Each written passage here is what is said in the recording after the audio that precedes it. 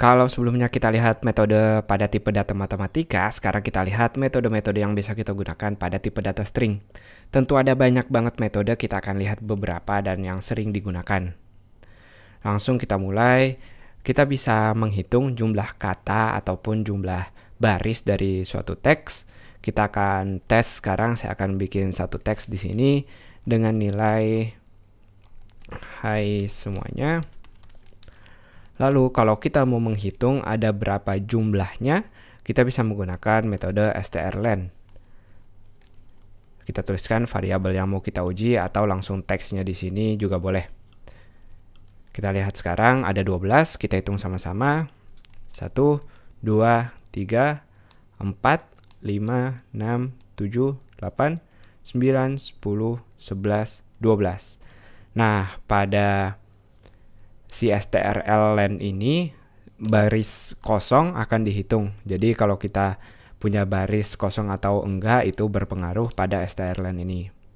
Kalau sebelumnya kita menghitung huruf, kita juga bisa menghitung jumlah kata dengan str word count ini. Nah, kita lihat di sini str word count, kita bisa menghitung ada 2 kata. Tentu dia menghitung dari jarak spasinya. Jadi kalau saya punya kata baru di sini, dia akan menghitung setiap itu menjadi kata. Itu tadi cara menghitungnya. Lalu teman-teman juga bisa ngeganti suatu teks tertentu. Misalnya kita pakai str replace di sini. Kita mau ganti di bagian teks ini. Jadi kita harus ada 3 parameter di sini. Masing-masing kita pisahkan dengan koma.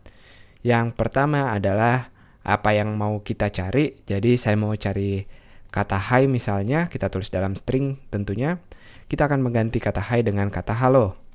Nah, jadi yang pertama apa yang dicari, yang kedua mau ganti dengan apa, yang ketiga teks sumbernya. Sumbernya dari sini, maka harus kita tulis.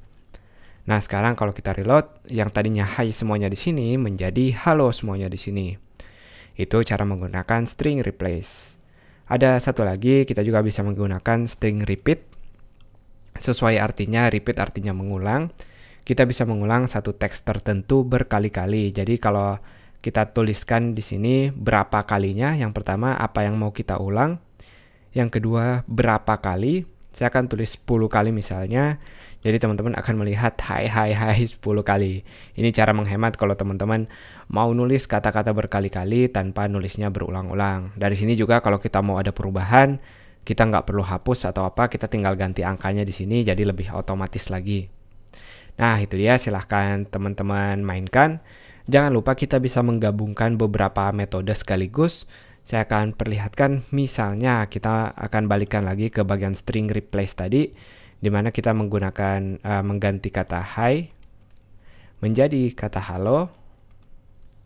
Nah, kita mau setelah dia mengganti ini, kita ulangi kata-katanya atau kalimatnya. Nah, untuk itu kita akan menggunakan string repeat ini di antara string replace-nya. Jadi kita buka kurungnya di sini di metodenya, lalu kita tutup di bagian akhir.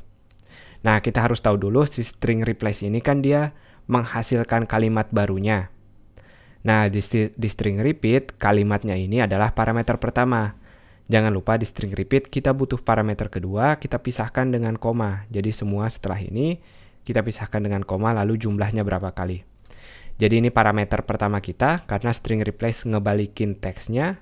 Parameter kedua kita harus tetap nulis mau ngulang berapa kali. Nah, kalau kita tes sekarang, kita bisa lihat teksnya setelah diganti, dia akan mengulang-ulang seperti yang kita inginkan. Jadi itu dia tentang metode-metode. Ingat, metode-metode bisa digabungkan.